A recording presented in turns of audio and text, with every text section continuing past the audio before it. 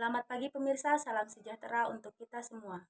Kembali lagi bersama saya Sofia di acara Breaking News pada pagi hari ini hanya di channel Bisnis.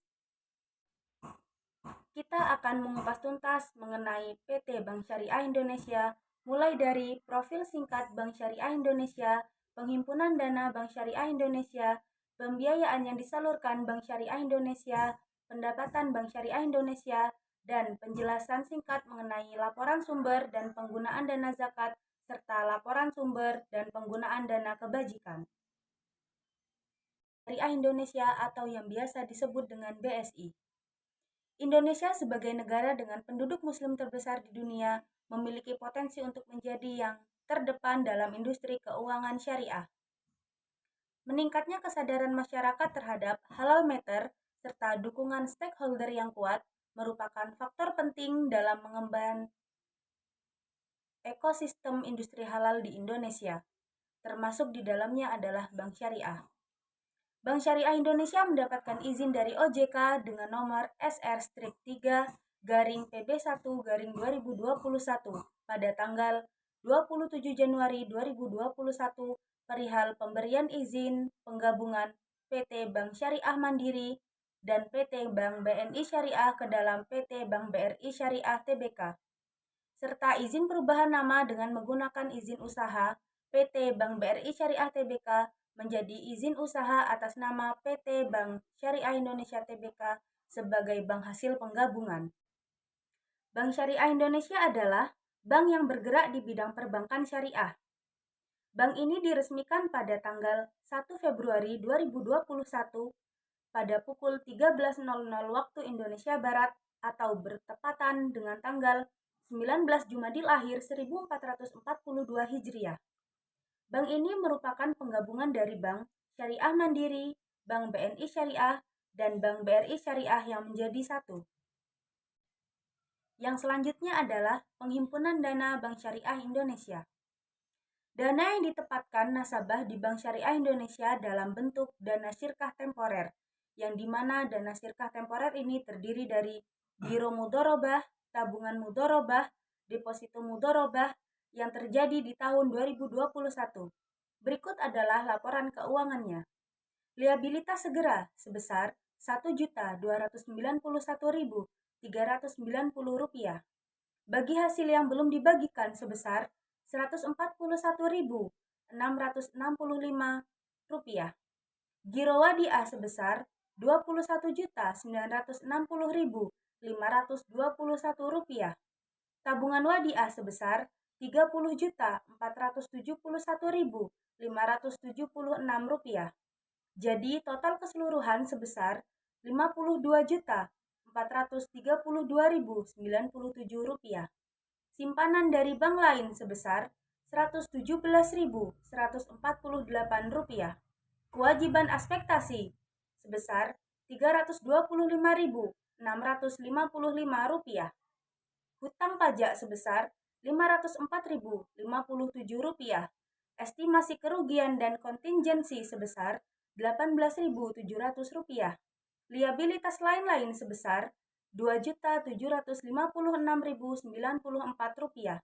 Jumlah liabilitas sebesar Rp57.586.806. Dana syirkah temporer giro mudorobah sebesar Rp7.043.033.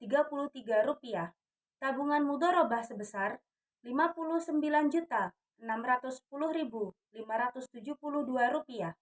Deposito mudorobah sebesar Rp93.342.283. Suku mudorobah sebesar Rp1.375.000. Jumlah dana syirkah temporer sebesar Rp166.370.888.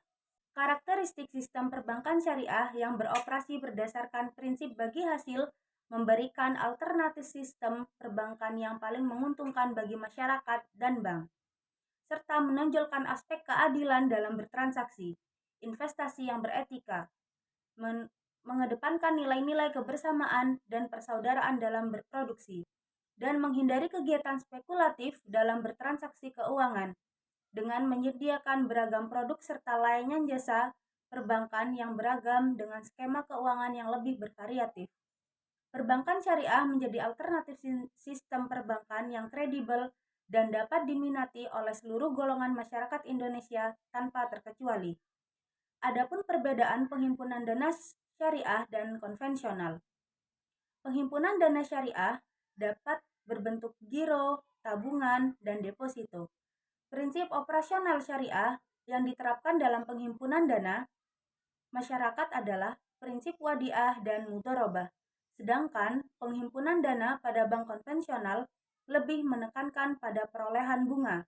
Dalam sistem perbankan konvensional, kegiatan penghimpunan dana dari masyarakat dilakukan melalui mekanisme giro, tabungan, dan deposito. Yang selanjutnya adalah pembiayaan yang disalurkan Bank Syariah Indonesia.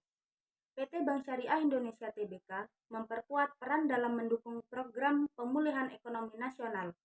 Realisasi penyaluran pembiayaan pemulihan ekonomi nasional oleh Bank Syariah Indonesia telah mencapai 8,6 triliun kepada lebih dari 60.000 nasabah.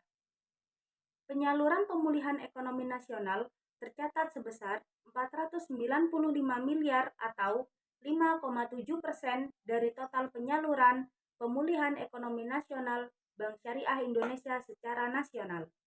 Penyaluran pembiayaan pemulihan ekonomi nasional ini mayoritas disalurkan ke segmen konsumer sebesar 36%, UKM sebesar 23%, dan mikro sebesar 22% dari total pembiayaan pemulihan ekonomi nasional.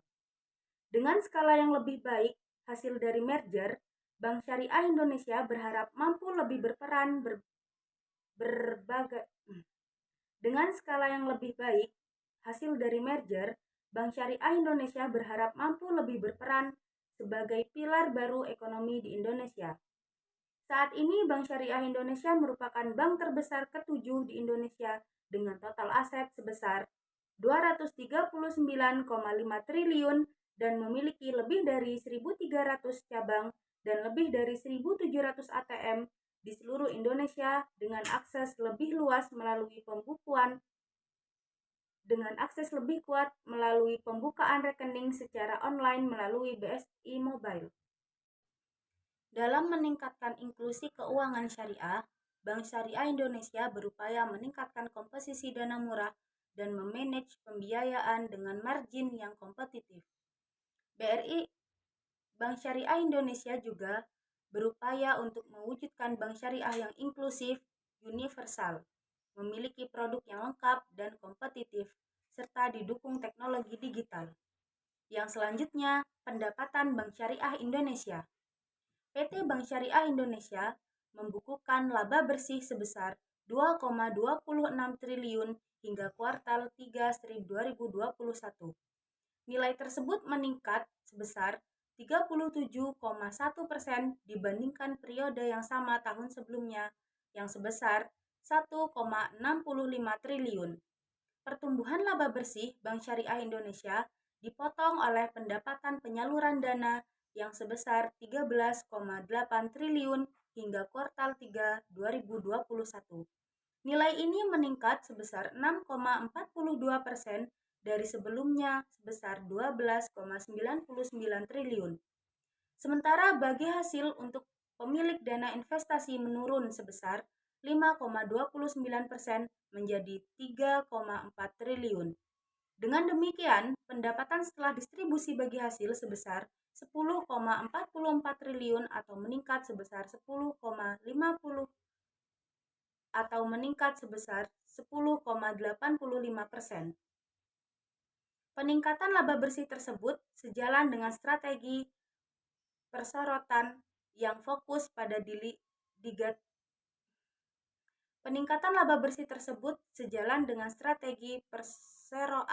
yang fokus pada digitalisasi baik produk dan layanan. Ini tercermin dari transaksi kumulatif Bank BSI Mobile yang mencapai 74,24 juta transaksi atau tumbuh menjadi 133%. Hal tersebut juga ditunjukkan dengan kenaikan transaksi melalui e-channel yang sementara itu. Hal tersebut juga ditunjukkan dengan kenaikan transaksi melalui e-channel yang mencapai 162,40 juta transaksi pada September 2021. Jumlah tersebut mencapai 95% dari total transaksi di BSI. Sementara sisanya sebanyak 5% masih menggunakan layanan teller. Sementara itu, perolehan dana pihak ketiga BSI Syariah tercatat sebesar 219,19 triliun hingga kuartal 3 2021. Tabungan wadiah mengalami pertumbuhan sebesar 16,22% menjadi 30,35 triliun pada periode yang sama. Total tabungan BSI tumbuh sebesar 11,57% menjadi 91,43 triliun pada Januari hingga September 2021. Adapun pembiayaan Bank Syariah Indonesia meningkat sebesar 7,38% menjadi sebesar 163,32 triliun. Ya udah. Selanjutnya, laporan sumber dan penyaluran dana zakat serta laporan sumber dan penggunaan kebajikan. Laporan sumber dan penyaluran dana zakat yang berakhir pada tanggal 30 Juni 2021. Sumber dana zakat, internal bank, eksternal bank, pegawai, nasabah, dan umum sebesar Rp67.612. Penyaluran dana zakat yang disalurkan ke lembaga lain sebesar Rp12.816. Surplus sebesar Rp54.796. Saldo awal dana zakat sebesar Rp67.748. Saldo akhir dana zakat sebesar Rp122.544. Laporan sumber dan penggunaan kewajiban. Laporan sumber dan penggunaan dana kebajikan yang berakhir pada tanggal 30 Juni 2021. Sumber dana kebajikan, sumbangan atau hibah, pendapatan non-halal, denda, infak dan sedekah pada tahun 2021 sebesar Rp12.505. Penggunaan dana kebajikan, sumbangan sebesar Rp5.729. Defisit atau surplus sebesar Rp6.776. Saldo dana kebajikan pada awal tahun sebesar Rp11.349. Saldo dana kebajikan pada akhir tahun sebesar Rp18.125. Tak terasa beberapa menit sudah perjumpaan kita pada pagi hari ini. Saya Sofia pamit undur diri. Mohon maaf jika ada salah kata. Salam sejahtera untuk kita semua. Selamat pagi dan selamat beraktivitas.